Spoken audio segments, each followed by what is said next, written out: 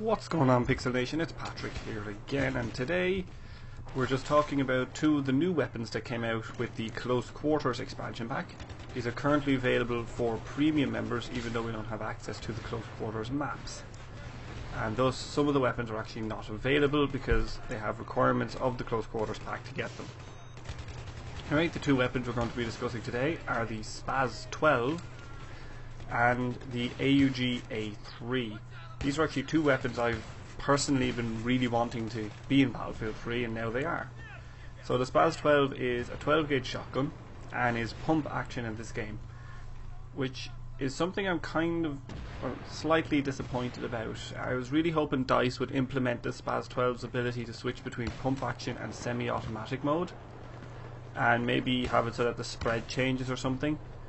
You know, in pump action mode it'd be a much tighter spread and you could hit targets at longer range, while in semi-automatic mode you could, you know, tear through close range targets for rooms and things like that. Because, you know, the gun in real life does have a semi-automatic or a pump action mode, and I really was hoping that DICE would implement something like that, but unfortunately they have not. But still, the Spas12 is, overall, it's a good shotgun. It's the second pump action shotgun now after the 870 combat, and it behaves almost identically. It's very directional affected. I'm not really sure how I'm going to put that, but it's very affected by how accurately you're aiming at your target. If you're very accurately aiming at your target, it will do massive damage. If you're slightly off but still on target, let's say they're in the right half of your reticle, they won't do as much damage, and you'll probably have to pull off a second shot. It is a pump action. It has 5 rounds in the magazine to start with, and this goes up to 7 rounds in the magazine with the extended mags. You can fit any scope you want. You can still use your flechette rounds, your buckshot rounds, your frag rounds, and your slug rounds. Now, the slug rounds I found to behave almost identical to not BF3s, the 870 combat slug rounds, the standard, you know, one shot at close range and then one shot headshot after that. However, the slugs in this game aren't accurate enough to rely on, in my opinion. Also, the shotgun does have the feel of the 870 combat in that you can kill people at quite long ranges with one shot, but most of the time it takes up to 2-3 shots at any kind of range, like you just saw. It is almost a reskinned 870. However, it does sound better and the pump action feels better. You can also have the reloading animation, where when the gun is fully emptied and the chamber, all the rounds are spent, one shotgun shell is placed in the breech load, or in the exit port for the shells, and then you could proceed to load it underneath, which means you can fire this gun while it's being reloaded. So if your character has put that shell in the side, then you can continue to reload the shotgun, and it's a live weapon, so you can shoot people even while reloading, which is rather handy, and it has actually got me out of a few tight spots in this game already. This is similar to the 870 and to the M1014. Any magazine loaded shotguns don't have this ability. Now we have the AugA3, which is, on a side note, the Irish Army's standard issue weapon, or it's one of the old variants anyway. Now the AugA3 is obviously, it's an assault rifle.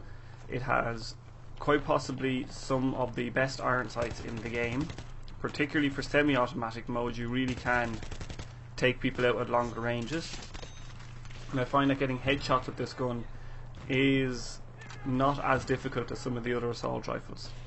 You can still mount all the different scopes, your holographic, your reflex sight, even your rifle scopes on this gun if you want, although I'm not sure why you'd put a rifle scope on it. As for the weapon statistics, it has a 700 rounds per minute, which makes it the third slowest assault rifle for fire rate, the slowest being the G3A3 at 600. You can argue the AN94 is also in there. That's for standard fire rate, or that's for fully automatic mode, while in burst fire mode I think it's 1200 rounds per minute. It's much faster. And the L85A2, which is of course the 650 rounds per minute, and the AugA fires at 700 rounds per minute.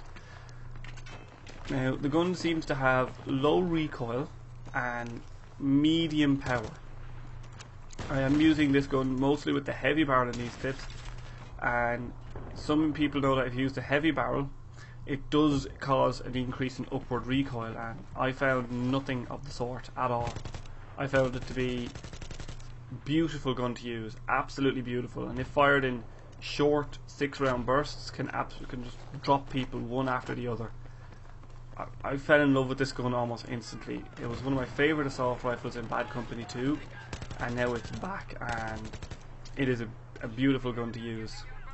It has the standard 30-round magazines. It does not have an extended mag attachment, as most assault rifles don't. And it also has the one in the chamber feature, giving it a total of 30 plus 1 rounds when fully loaded, and 30 rounds when reloaded when completely emptied. When you reload the gun completely empty, generally you have to pull back a bolt. This gun has the feature of the bolt stays back after the last round has been used, or the last round has been fired, meaning that you just have to slide the bolt forward by essentially pressing a little button on the side of the gun. This means that the extra time for completing your magazine is not as severe as something like the F2000, where you have to fully pull back the bolt slide.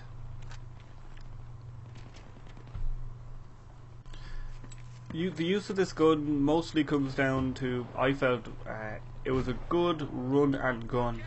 So long as you play reasonably smart with it, you can truly, tear through enemies very easily and very quickly. I find that its accuracy and recoil control is very much on par with the M16A3, which is of course the most popular assault rifle of the game, and for good reason. It's one of the best. But I do find that this new AugA3 is absolutely excellent in comparison to that. Now the gun has 2 fire modes, fully automatic and semi-automatic, and I found with the iron sights in particular, the semi-automatic mode was particularly easy to take out head glitchers, which is something unusual I noticed. If a person was head glitching behind some cover, it was very easy to use the semi-automatic mode to take them out because of the fine detail in the iron sights, its accuracy, and that was just an unbelievably handy little thing. Also in this patch, one thing you want to make note of is that your fire rate stays changed regardless of death or game changes. This is something I noticed, so that if you put it into semi-automatic mode and the game ends, and then you run up to an enemy in the next game and you just fire expecting fully automatic, you're going to get a semi-automatic gun, and it's going to not be as nice to you as fully automatic, and you're probably going to die. But anyway, Pixel Nation, as always, it's been good talk, and I'll talk to you again soon.